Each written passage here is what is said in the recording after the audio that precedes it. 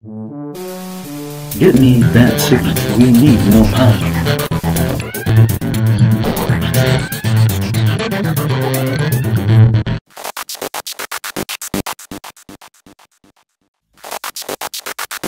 Meanwhile, in a secret location, the Hall of Despair has an emergency meeting. Order! Order, I said. I call this meeting of the Hall of Despair to order. I, the Egyptologist, have once again called the members of the Hall of Despair together. Most of us have had to battle Spider-Man at some point in our careers, and most of us have lost. Even I, with my powers of commanding people about, was unable to command Spider-Man to surrender. But now, we've been joined by two new villains who have promised the destruction of Spider-Man, and his little friends too. Order! Order! First to join us is Mysterio, the Mysterious. And here he is now. I am Mysterio. Hey, you still owe me money. Fools! Mysterio has no use for money. I will crush Spider-Man, Thank you, Mysterio. for I am the Lord of Illusion. And we also have the Master of Destruction. Hey, can Mysterio borrow $20 for a cab? Sorry, the Egyptologist has no pockets for cash. Anyway, we also have the Master of Destruction, Carnage. Unfortunately, Carnage couldn't be here tonight, but he has sent along his master plan for the destruction of Spider-Man and our ultimate victory over the pitiful human race. Let's take a look at that now, shall we? Mole Man, if you could dim the lights, please. No light will escape the power of the Mole Man. Right. Thanks. The Paint the Town Red expansion to the Marvel Legendary card game from Upper Deck plunges you headfirst into your friendly neighborhood Spider-Man's world. Included are the fun and sexy Black Cat, Jessica Drew, aka Spider-Woman, Moon Knight, who is cool, but I'm not sure how he fits into Paint the Town Red, the Scarlet Spider, who I didn't even know existed until I looked him up, and Symbiote Spider-Man, who has a cool costume. But enough about them for now.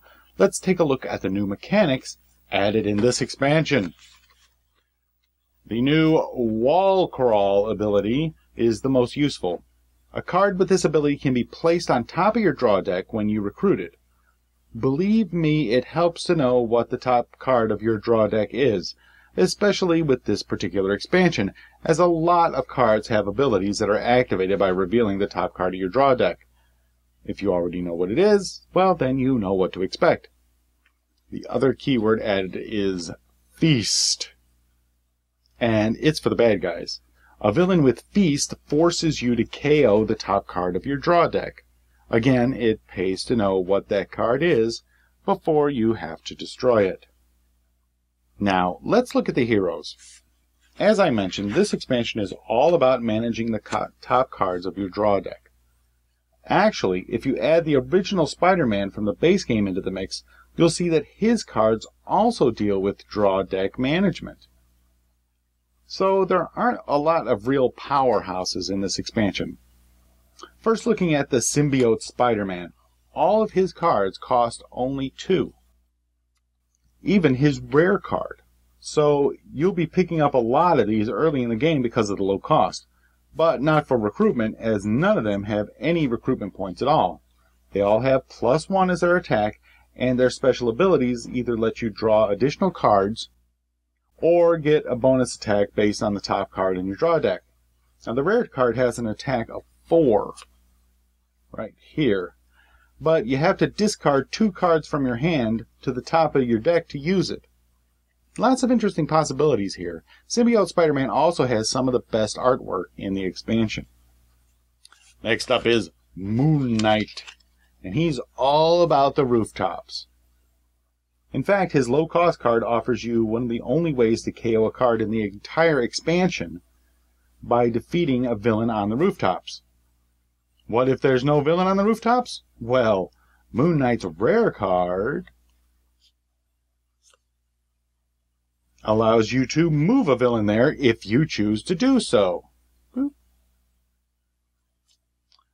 Spider-Woman is one of the most powerful heroes in the expansion. Even her low-cost card has a recruitment value of 3 on it, with the caveat that you must discard a card from your hand to the top of your deck to use it. Her other cards have an attack of 2 or 3 and allow you the chance to recruit some additional help depending on the top card of your deck. Her rare card allows you to recruit any hero in the HQ for free, which is pretty sweet. The new Scarlet Spider is fairly generic. His low-cost cards offer 1 attack or recruitment point and allow you to draw an additional card. His 6-cost card has an attack of 3 with a potential of 5, and his rare is an attack of 5, which also allows you to draw any card you place on top of your deck that turn. I'll admit there is a lot of potential for combos with that one.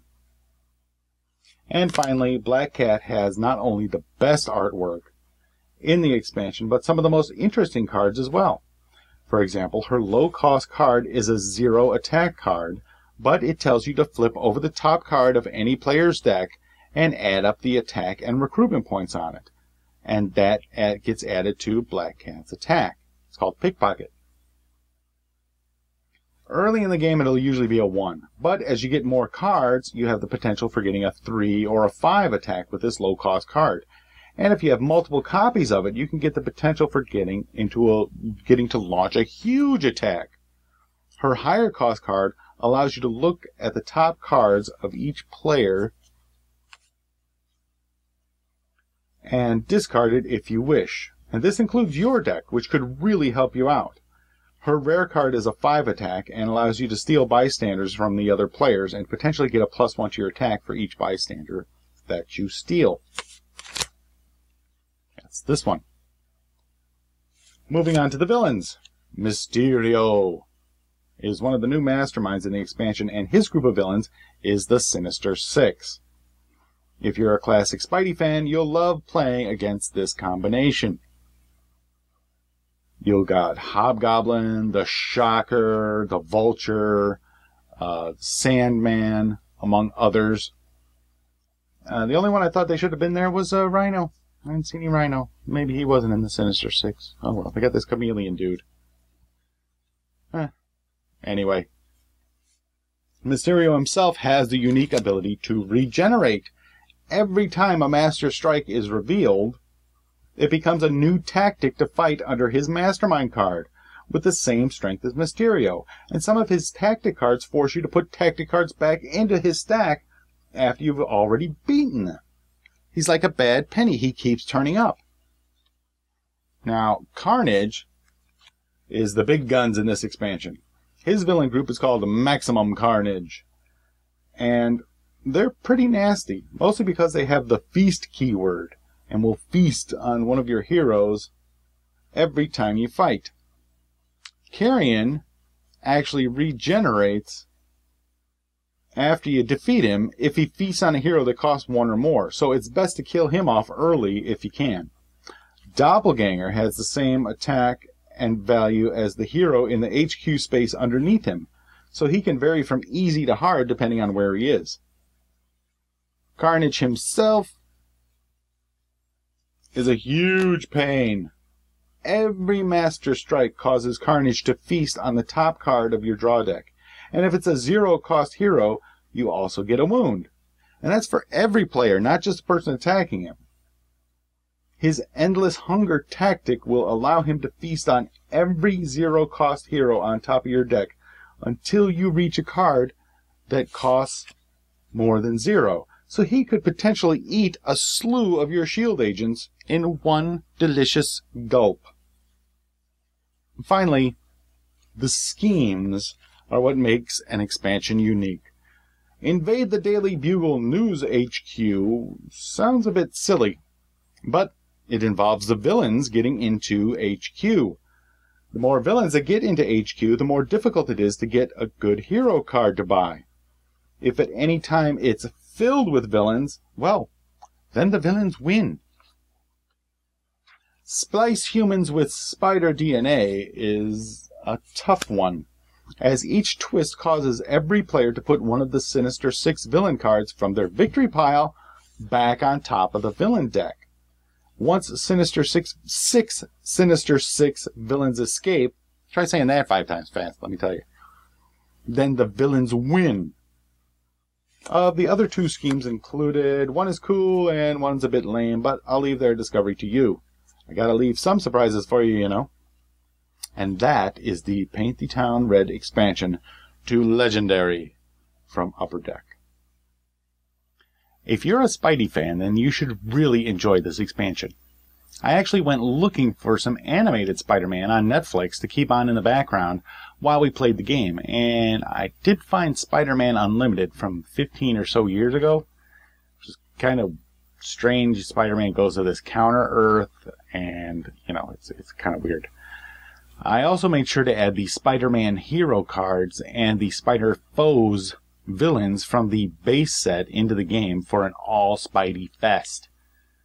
Truthfully, though, these heroes work better when they're mixed with other more powerful heroes who aren't having you manipulate the top of your deck constantly. That can get to be a pain in the butt if you have a bunch of cards that call for you to draw or discard the top of your deck. You can take advantage of it, though, and make some good combos, but, you know, there's a lot of cards there. Anyway, some of the affiliations seem a bit off, like Spider-Woman, for example, but it really has no effect on the game, so I didn't really care. There are no repeats of keywords from other sets in this expansion, only the new ones. So it seems like you'll need to play a all Spider-Man game or an all Fantastic Four game in order to get the most use out of the different keywords. If there's no keyword overlap, then the heroes lose a bit of their effectiveness when they're split off from their original sets, at least in my opinion. There are still no new dividers included, so you are on your own in that respect. However, Upper Deck is selling a stack of 200 divider cards for $9.99 on their website if you really want them. Also, there are now at least 3 legendary randomizer apps currently in the Google Play Store. I assume that they are also in the Apple Store, so there's no need to worry about randomizing your setup any longer. 2 of them are free and they're okay, but the third costs 99 cents and has a lot more options. I haven't tried it, but it sounds good. Let me know which one you think is the best. Thank you for joining me in this review of the Paint the Town Red expansion to Legendary, the Marvel deck building game from Upper Deck Entertainment. Let me know if you found this review helpful by leaving a comment or sending me an email at elliot_miller@voiceofe.com. Make sure to subscribe to the Voice of E channel on YouTube, as I'll have plenty of gaming, entertainment, and comic book coverage this year, and it should be a lot of fun. Thanks again, and until next time, keep your mind free. Get me that 6. We need more power.